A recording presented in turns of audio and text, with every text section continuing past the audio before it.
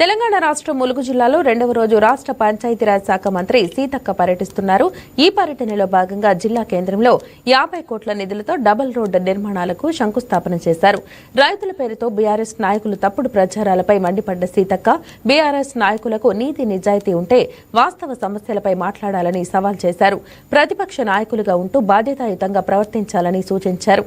పెరుగుతున్న జనాభాను, వ్యాపారాలను దృష్టిలో పెట్టుకుని ఔటర్ రింగ్ రోడ్డు ఏర్పాటు చేస్తామని ప్రకటించారు.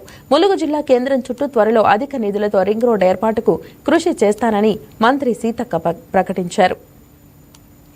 రెండో రోజు మా ములుగు నియోజకవర్గంలో పర్యటనను కొనసాగిస్తా ఉన్నాం. నిన్నంతా మరి అటవీ ప్రాంతాలు, దట్టమైన గుట్టల ప్రాంతాలలో ఉన్నటువంటి ఏజెన్సీ ప్రాంతాల్లో తాడవాయి, గంగారం మండలంలో పర్యటించి ప్రజా దర్బార్ కార్యక్రమాలు ఏర్పాటు చేసి వివిధ అభివృద్ధి కార్యక్రమాలు, మారుమూల ప్రాంతాలకు 11 కోట్లతో రోడ్ల ఏర్పాట్లు చేసుకోవడం జరిగింది.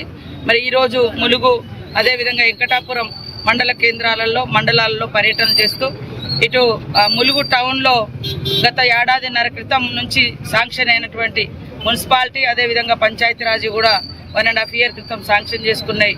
దాదాపు 50 కోట్లతో అన్నీ కూడా రోడ్లను మరి డబల్ రోడ్డుగా మార్చి సెంట్రల్ లైటింగ్తో మరి ఈరోజు పనులకు శంకుస్థాపన చేసుకోవడం చాలా సంతోషం. ములుగు అనేది చిన్నతనం నుంచి ఇక్కడే చదువుకొని, ఇక్కడే పెరిగి, ఇక్కడే 5 సార్లు కాంటెస్ట్ చేసి 3 సార్లు ఎమ్మెల్యేగా అయ్యి ఈరోజు మంత్రిగా ఈ యొక్క ములుగు నియోజకవర్గానికి సేవలు చేసే అవకాశం రావడంలో నేను ములుగు ఆడబిడ్డగా, చదువుకున్న బిడ్డగా ములుగు టౌన్లో నాకు ఈరోజు ఎంతో సంతోషం. కాబట్టి ములుగు రోజు రోజుకు పెరుగుతున్న జనాభా, అదేవిధంగా దానికి అనుగుణంగా రోడ్ల విస్తరణ కానీ ఇంకా అభివృద్ధి కార్యక్రమాలు కానీ కూడా చేయడం జరుగుతుంది.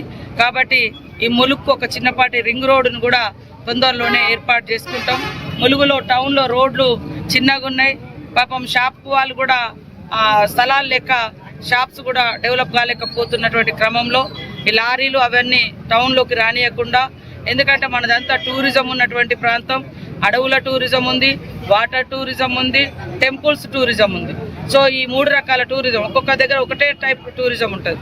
బట్ మన దగ్గర అన్ని 3-4 రకాల టూరిజం ఉండడంతో టూరిస్టులు వస్తున్నారు, భక్తులు వస్తున్నారు.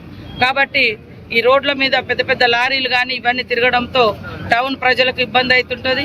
కాబట్టి దాన్ని దృష్టిలో పెట్టుకొని రింగ్ రోడ్డు కూడా 2 రకాలుగా ఆలోచిస్తున్నాం.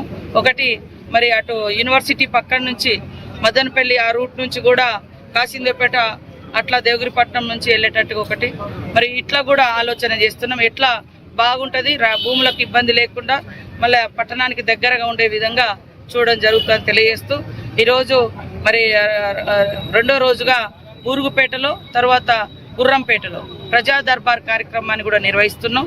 ఈ దర్బార్ కార్యక్రమాల్లో అత్యధికంగా ఇళ్ల దరఖాస్తులు వస్తున్నాయి. అవన్నీ కూడా వెంటనే పరిశీలించి వాళ్లకు వెంటనే ఇల్లులు కూడా శాంక్షన్ చేస్తూ ఉన్నాం. ఈ విడతలో కూడా ముఖ్యమంత్రి గారిని విజ్ఞప్తి చేస్తూ